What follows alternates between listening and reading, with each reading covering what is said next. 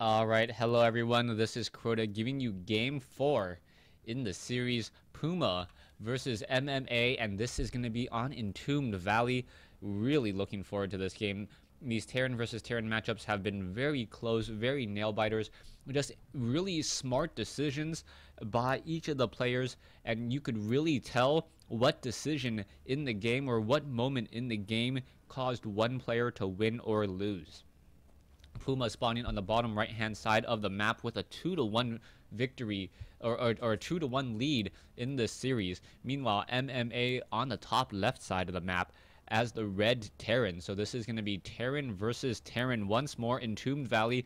I do not know if it is forced cross spawns. We'll see, as both players now opting to build on their front door. Now, we've seen some very interesting strategies. We've seen some very impressive Banshee play coming from both of these players. And the Banshee play has really dictated much of the game. And we'll see what is going to go down in this matchup so far. It looks as though, yes, Puma is going to go for that very fast gas. Puma liking to get that very early gas. Meanwhile, MMA opting to go for that fast barracks once more. And this is one of those situations where perhaps if MMA responded or adapted and got into an early 2 racks, an early 2 barracks with a lot of Marines, would be able to simply charge up the ramp, say almost an MMA style, where mass Marines are very, very effective, especially with the additional minerals that mules are able to afford you. First SCV scout now coming in from MMA. MMA will scout out his opponent, see that the barracks is slightly delayed, and perhaps also see that the refinery has been placed down for quite some time. Puma is going to have a little bit of a slower economy overall, transferring more harvesters to gas initially, and not going to have that orbital command for those mules as early. SCV now comes inside the base, takes a look around, knows that the barracks is delayed. Is he clicking on the gas? Yes, he clicked on the gas, as a good Terran player should at that time, and he saw how much gas was harvested. A factory now being placed down, and Puma now with an early tech lead against MMA's perhaps earlier Marines, but it's going to be the walking distances between this map that really throw things off.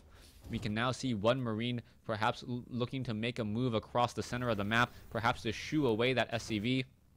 But this one Marine here, if he positions himself perhaps here, no, he really needs to position himself here. Otherwise, he's not going to get off any free shots in this engagement. And there you go. I believe the Marine did actually get, the MMA's Marine did actually get the first shot off, as Puma now forced to retreat. But a second Marine could have made it over.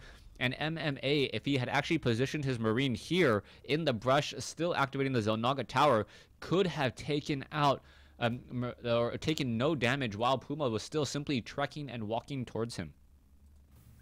We now see Puma going into an early starport as well. We only have one gas though, so this is going to be no cloak Banshees here to apply some pressure. All the Marines are backing off, and MMA looking to get a second command center to be able to train up even more units once more. We see a reactor coming in on MMA's barracks. That is going to be a bit of a problem though. MMA is running off of double gas. And is he going to... Yes, he is going in for a tech lab, but this is going to be really, really bad news, as the Banshees is going to be able to perhaps deal a lot of damage here. MMA needs to train up Vikings, not a Banshee of his own, to really counter this. Marines are still wandering around the map still. We'll see where they're going to go in just a moment, as the front door has lifted up its supply depots. We're going to see this starport. Oh no, we are going into a siege tank. Oh, so it looks like there was going to be a swap, but there wasn't a swap at all. And perhaps, yes, it is going to be training up and waiting for a Viking. But now we see Marines on the front door with Hellions. And how much damage can be dealt. The Hellions are already up here looking to deal some damage, trying to take down the reactor. The reactor now taking a lot of damage here. That one Hellion going to cause problems, as the Marines are now simply trying to charge back down. But double Hellions are going to make it even more difficult, as that reactor is a very expensive unit. A siege tank with a range of 7 though, enough to push that attack back, as Puma waits on his Banshee, and now also getting a Viking to follow it up. The tech lab is still on it there. It perhaps does look like there is cloak There is a second refinery now being placed down, a second command center already being placed down by Puma. So there is a follow-up just in case this pressure does not work. But there is no siege tech on this one siege tank. The siege tank just with a range of 7 as opposed to 13. He may not be able to really stop all of these Marines, as the Marines now take a long trek back home and get inside. And the Banshee still hasn't done much of anything. We are now adding on a tech lab from the barracks. The siege tech wasn't even researched at all. So MMA with only a siege tank. Siege tank is very effective outside of siege mode. It does deal a lot of damage towards armored units. But with only Hellions and Marines, the damage, the DPS really falls off shortly, or falls off quickly shortly. Puma still wandering around with this one Banshee. This Banshee has at least dictated a little bit of the course of the game, even though there was not, any destruction of SCVs yet. You can see that MMA has parked its Vikings in positions where Banshees would most likely try to come in. And yes, those Banshees are going to be now on patrol looking for that Banshee, and we'll see how that will work out. The Banshee does move fairly quickly though, as we have the Marines and the siege tanks take down another set of destructible rocks for a possible third expansion. Let's take a look at the production and all of the food. Puma with a slight advantage now, 69 over 78. Marines and Stim also being researched. We'll see what's going to happen here. Viking was in ground mode, not quite sure why.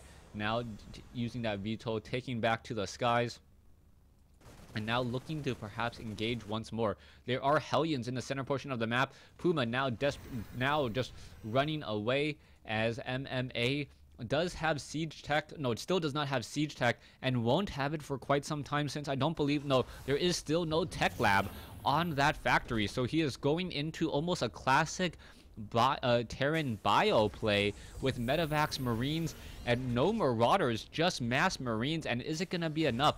A Banshee tries to sneak its way by, but Puma unable to really get it in at all. The Banshee going to perhaps get down to 60 hit points. No, it is not going to happen, as the Marines are not going to be able to get in front of it in time. And with that, that one Banshee will simply just return home. There is still a siege tank in the center.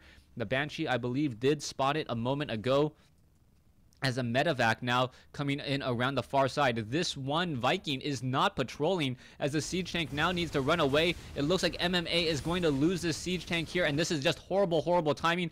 MMA looking to perhaps do a drop, and all of his forces are going to be away from home. This one Viking is not patrolling. This medevac is going to be able to execute his drop, and Puma looks like he will be able to go to town here. Siege tech has been completed, and this may start turning into a straight up base trade. The Marines now trying to battle it out, but this drop just not going to be effective, as we see Puma with an outstanding force inside the main base, and even getting a medevac inside to help in addition as well. So we're going to see all of these Marines finish down a lot of units. The Viking trying to finish down the medevac. The medevac may get taken out. No, it does not get taken out. And there is the GG. So MMA, after taking game 1, losing 3 straight games to Puma. And I really think it had to deal with how spread apart MMA was in that game. He did do a good job placing down a Viking over here on patrol. This Viking, if it was on patrol, would have intercepted the medevac.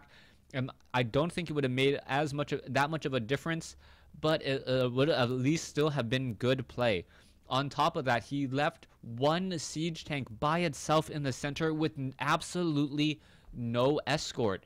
Now, because of that, with the Banshee on the field in addition to Hellions, that siege tank was already going to get destroyed. And then after losing that center Zelnaga tower site, seeing all of the units flood across or not being able to see all the units flood across the map was simply too much.